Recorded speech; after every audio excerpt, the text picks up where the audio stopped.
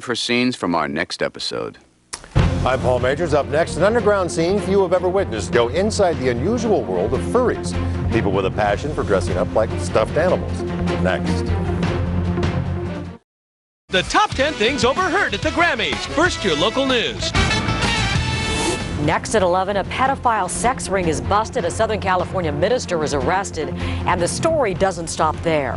Dozens of puppies are rescued from horrible conditions. Who was mistreating these pups, and what will happen to the dogs now? And fur fetish, people with a fondness for dressing like animals. What do they do, and why do they do it? Coming up next. Now, Laura Diaz, Paul Majors, Byron Miranda with weather, and Jim Hill on sports. You're watching CBS 2 News at 11. 2 News at 11. Whether it's self-expression or a full-on fetish, furries are people who like to dress up like animals, and they're coming out of their fur-lined closets. Tonight, we take you inside their secret world. You might be surprised, but there are plenty of people who are into a dress-up game for grown-ups. It may be hard to understand. Tonight, Paul Majors takes us inside their world. Paul? Well, Laura, we've all seen people dressed up as team mascots or Easter bunnies, and they usually have very innocent reasons for their costumes. But like some Trekkies, some of these people take their fondness for make-believe to a whole new level.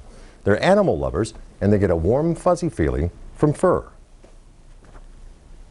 They're known as furs or furries. And that is one thing that most of them have in common. They like animals. Humans have been dressing up as animals ever since there were humans. And there are many reasons furries dress up. They're pretty elegant creatures, and I just wanted to be a giraffe. If I'm going to put this costume, I know the day is going to be fun or the night's going to be fun. It feels so soft, and it makes people want to hug you, and how great is that? And herein lies the rub. Part of the attraction that many furries have is their innocence. It makes them feel like children again. And it's almost downright offensive to them to hear people talking about sex and furries in the same breath. Sex therapist and talk show host Dr. Susan Block understands why some furries rub people the wrong way. The furry fetish is a little more controversial. When we see a furry, we're getting images from our childhood. We're thinking of cartoons, and it's very disturbing. I'm having a little bit of a bunny fetish lately. Well, we were kind of like snuggled up in the bunny outfit, you know, and just trying to get a little frisky, and as bunnies do, you know, and it just kind of happened. This is weirding me out. Shows like CSI have featured this fetish aspect.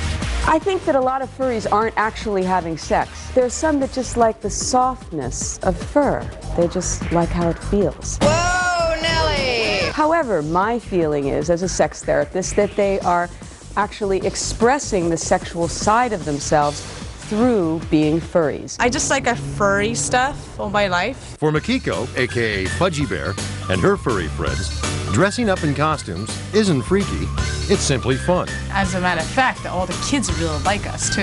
Makiko designs furry costumes for members of a performance artist group called The Dream Circus. I'm just an artist. I make stuff. I think as humans we're animals, so we just want to connect to our animals side, you know? To these furries, the sexual connection is a misconception. We've had people ask us, are you those other furries that are sexual? And I didn't know anything about it. And we're not harming anybody. We're just having our own fun. There are some furries who find that they can express their sexuality best through wearing an animal costume.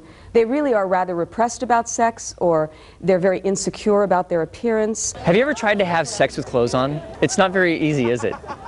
Can you imagine doing it in a bunny suit? Doesn't really work.